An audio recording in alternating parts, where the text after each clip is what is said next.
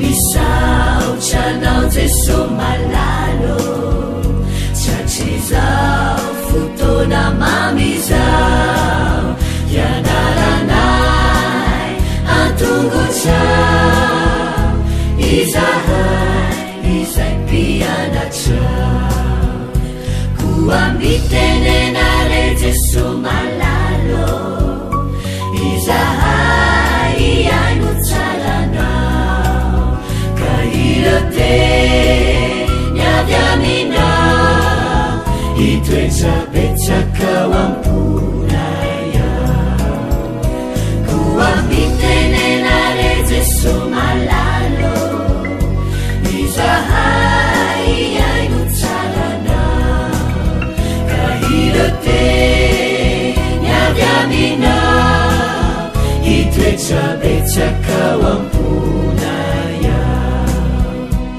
irate niavy aminao itoetrabetsakao amponaya.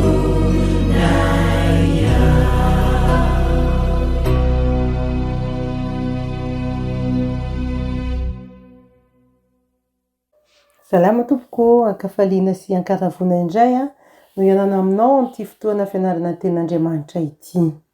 Lohatenintsika androany dia hoe natokana hanao asa fanompoana. Andeha hanondrika lohantsika isika hivavaka aloha. Andriamanitra be fitiavana indrindro izay namorona sy namonjy anay ary manomana fiainana mandrakizay ho anay. Misaotra fa nomenao tompontsoa, nomenao tompontona izay afaka mandray ny teninao amin'izao fotoana izao. Ampangino ny feo rehetra izay tsy avy any aminao ary ao ka ho raisinay ny fitahim-panahy rehetra izay tianao omena anay mandritra izany fotoana izany ahafahanay mizara izany amin'ny hafa ihany koa. Meteza ianao anisitra ny tananao raha misy maharary ary meteza hanome fifaliana ho an'izay tratran'ny alahelo na hakiviana. Ampiteneno ihany koa ny vavako mba hiteny araka ny sitraponao. Tononona sy angatana amin'ny anaran'i Jesosy irery mivavaka. Amen. Natokana hanao asa fanompoana. Iza no mpanofana anao amin'ny asa fanompoana? Iza no azonao hofanina hanao asa fanompoana? Voatsela izay nanatrika fotoana manokana tao amin'ny fiangonana iray aho izay nanokanana mambra maromaro teo anatin'ny fiangonana hanao asa fanompoana. Ny sasany olona, ny hafa ho diakona sy ny sisa sy ny sisa. Nandray anjara tamin'ny vavaka fangataham-pitahiana sy fisaorana ny fiangonana manontolo ary reko ny deran'ny tompo ny olona maro, indrindra rehefa tanora no nantsoina. Mitovy amin'izany no mitranga amin'ny Arona sy ny zanany telo lahy ao amin'ny Levitikosy 9. Natao masina na miavaka amin'izao tontolo izao ny mpisorona amin'ny fanehoana velona an'Andriamanitra eo amin'ny fiainany. Efa be taona iaorana tamin'izany andro izany ary ny zanany kosa tanora zokiny. Koa antso ho an'ny tanora sy ny antitra izy ity. Izao no ilazan'ny Paoly azy ao amin'ny taratasy ho an'ny Timoty, tovolahy mpianany. Aoka tsy hisy olona anao tsinotsinona anao noho ny atanoranao fa aoka ho tonga fianarana ho amin'ny mino ianao amin'ny fiteny, amin'ny fitondrantena, amin'ny fitiavana, amin'ny finoana, amin'ny fahadiovana.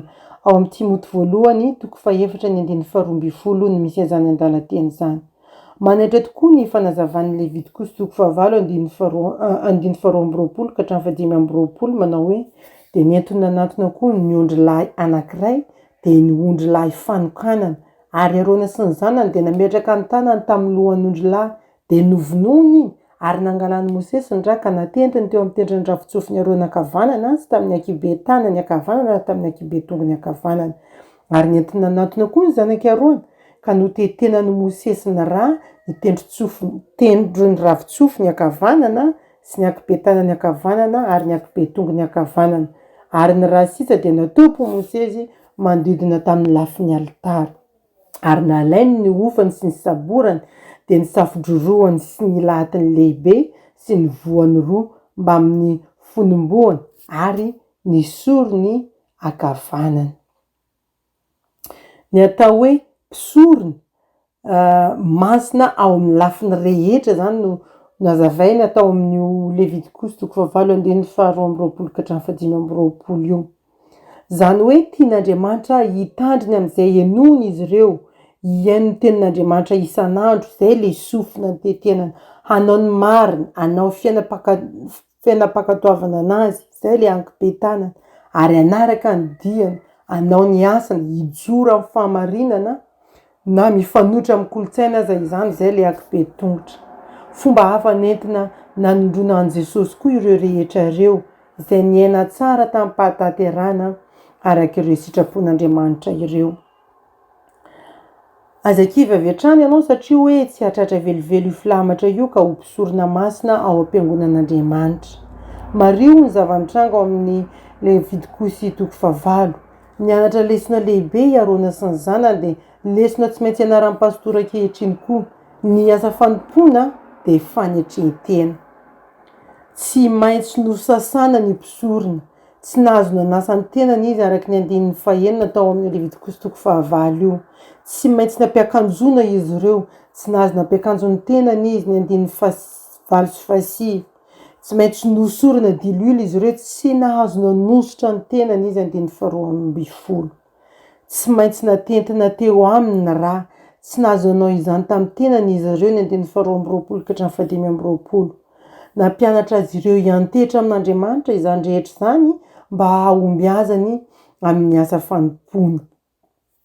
Reto andininy reto asaiko vakianao raha manana fotoana ianao any an-tokantrano. Ny Titosy 3:5, Salamo 2:30-7 ary ny Liko 4:7-7. Fanontaniana mipetraka dia mpamaranana dia hoe inona reo dingana azonao atao mba ahaizanao miaina ampianteherina tanteraka amin'Andriamanitra. Raha fitinina ny lesitsika androany dia zao: ny asa fanompoana dia asa fanetrehantena, ary ny fanetrehantena voalohany indrindra dia amin'Andriamanitra, fa rehefa haitsika milefitra manao sitrapon'Andriamanitra dia mandeha ho azy ny fanetrehantena eo anoloan'ny olona sy ny manodidina rehetra. Ary lesona lehibe ihany koa ny hoe ny fanaovana ny asa fanompoana dia tsy voatery hoe efa lehibe, fa hitantsika teo fa na ny tanora zanaky Arona dia mbola tanora, afaka antsoin'Andriamanitra. Tsy voatery koa hoe ny tanora ihany satria izy ireo mbola matanjaka, fa hitantsika fa i Arona dia efa antitra, efa be taona, fa nampiasain'Andriamanitra hanao zany asa fanompoana zany. Ka dia tonga dia manao antso amintsika rehetra koa, tanora, lehibe, antitra, ankizy, andaontsika n'olo-tena hanao ny asa fanompoana ao an'Andriamanitra. Hivavaka isika ety am-pamaranana. Misaotra Andriamanitra ny amin'izany teny zany amin'ity androany ity. Maniry izay hamaly ny antsonao. Fantatrao ny fahalemenay ary misaotra ny amin'ny fanomezan-toky, fa tsy izay ny manao ny asa fa ianao. Ampianaro izay hanana fanetrehantena ka hiantehitra aminao amin'ny lafiny rehetra, hiantehitra aminao tanteraka mba tsy handeha irery, ka mba ho voninahitra ao ny fiainanay ary mba hafanay manao ny asa fanompoana araka ny tokony ho izy, ataona olona maro eo aminao. Raha mbola sahirana izay Tompo, mametraka ny fifaitokisanay tanteraka aminao dia ampianaro tsikelikely ampitombo ny finoanay atoky anao. Mety izy ianao hiditra an-tsetra ny fiainany izay mpiaino tsirairay manaraka izao fandaharana izao, ka na inona olana mitranka dia hovahanao izany ny amin'ny anaran'i Jesosy izay mpisorona sy mpisolo vavanay. Ary raha misy fifaliana ihany koa dia hideranay ianao ho voninahitra ao irery izany. Tononona sy angatana ny vavaka noho ny amin'ny anaran'i Jesosy irery ihany. Amen. Dia mametraka mandra-pitafa ho aminao amin'ny manaraka indray. Veloma tompoko.